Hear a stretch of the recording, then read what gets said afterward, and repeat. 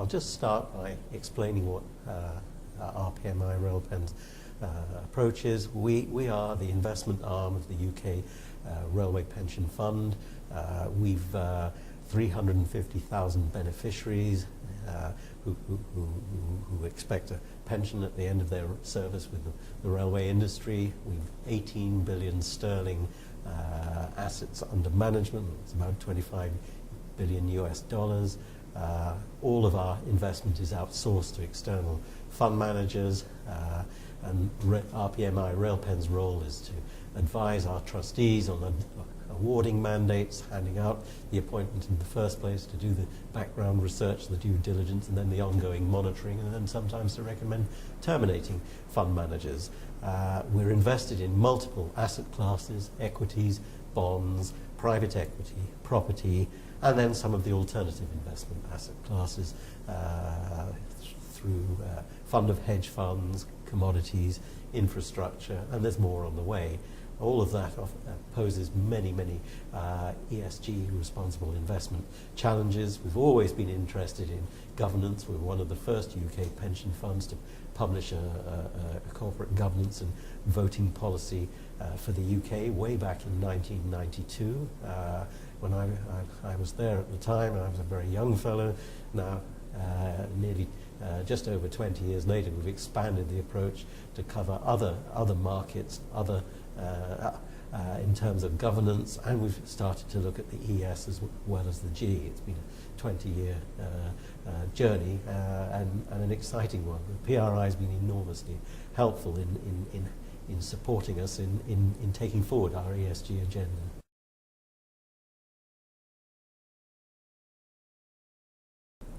Well, it's a vital consideration in the selection process. All RFPs, tenders, request for proposal, that we send out across all asset classes now routinely ask questions about ESG.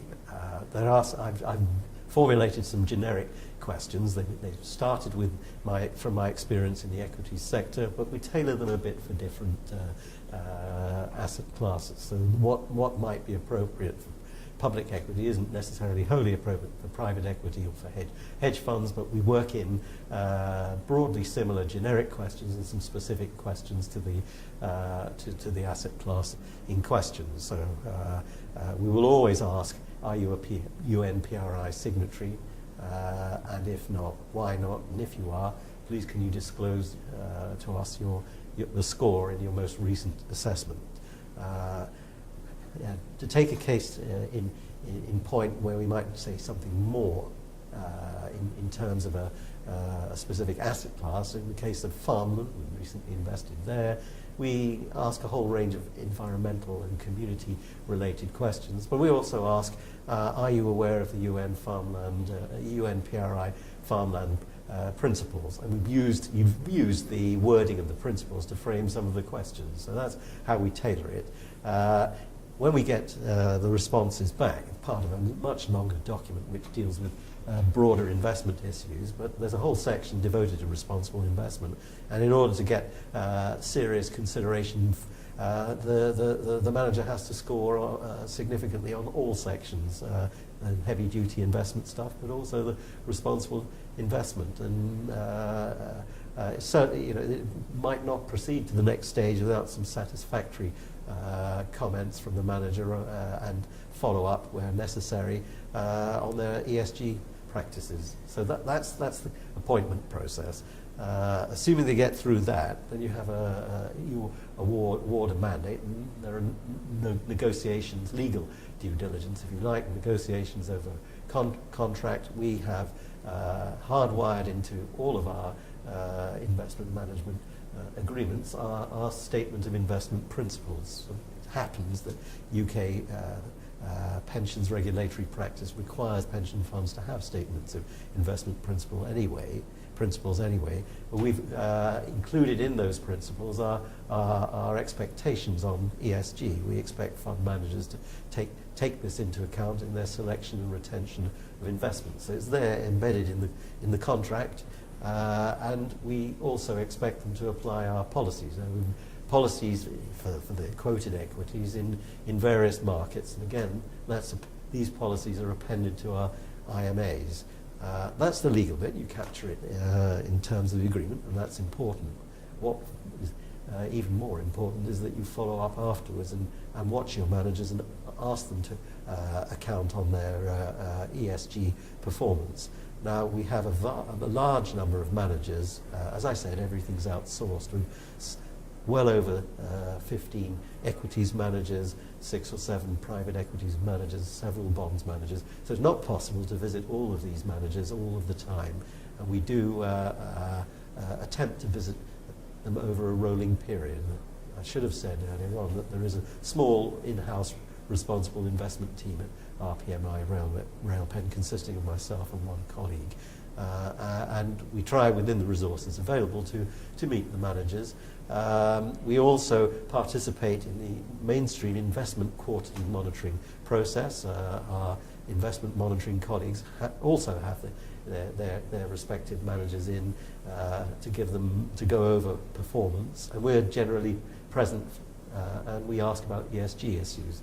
So there are 2 points to make there. First is that it's part of the process, and outside external investment managers expect to be asked about ESG when they come in. But the other important point to make is that our internal colleagues accept that ESG has a valid place in the investment monitoring scheme of things, and they're generally very, very supportive and accept that that's all part of a wider view of the risk.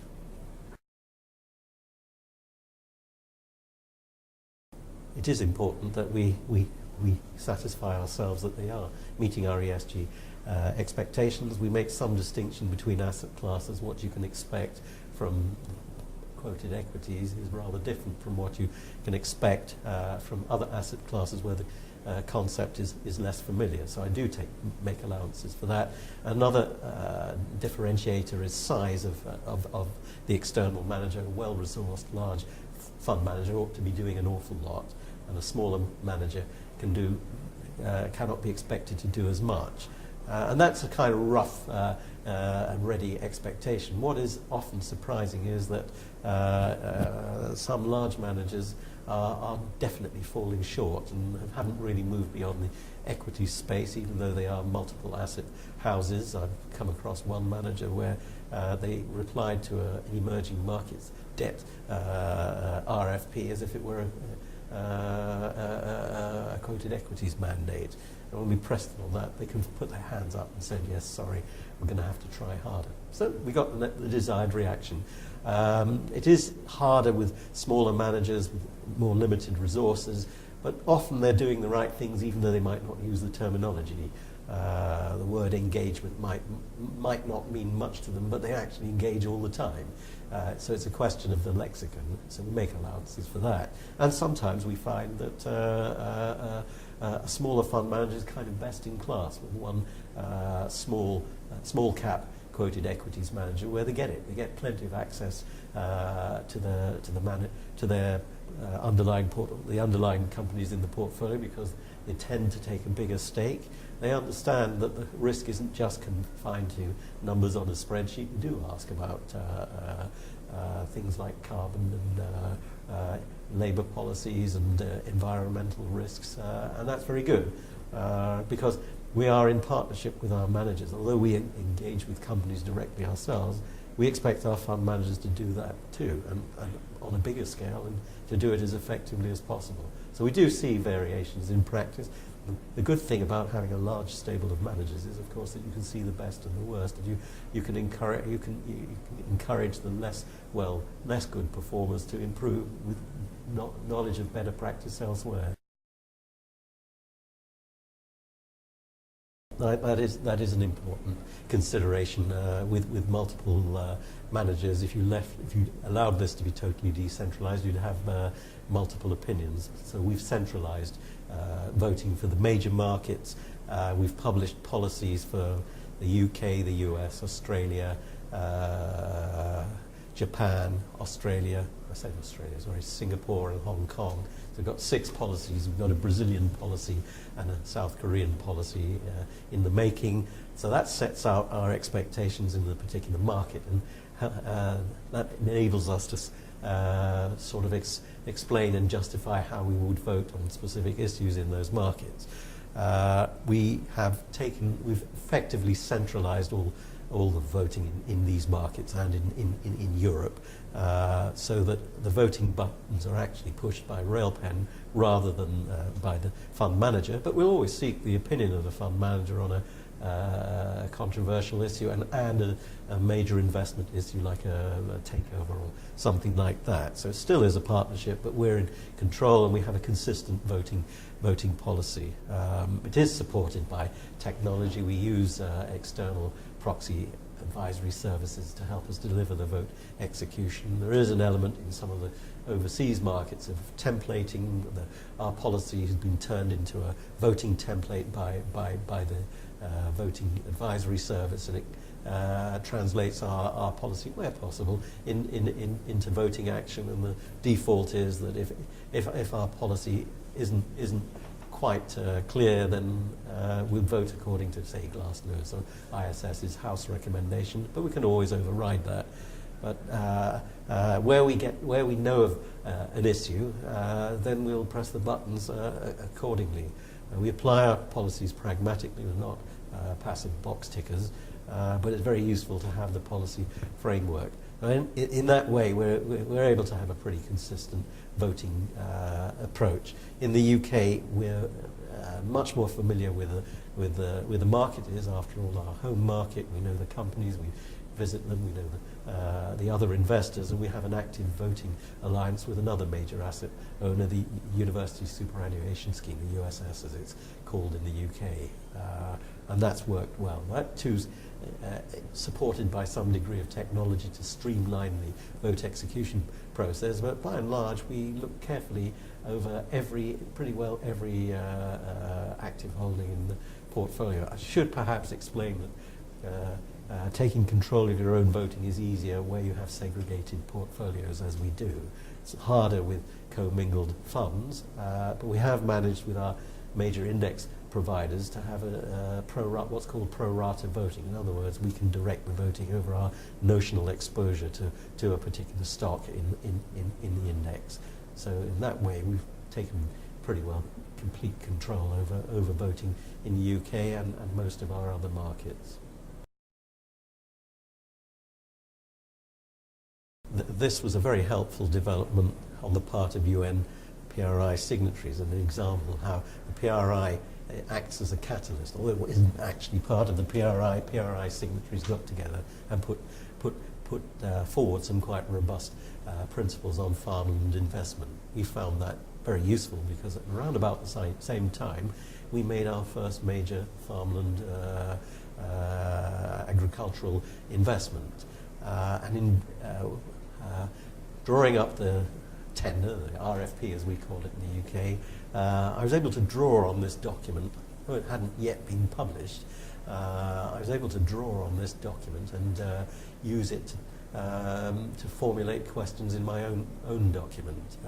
Simply a question of extracting the best parts of the document and putting it into our policy, our tender. And that worked very well. Going forward, I'll be able to ask an even easier question: are you aware of the farmland principles, and how do you implement them, and what issues do you see as problematic? So I've got a ready-made template there for farmland, future farmland investments. And there are other analogies.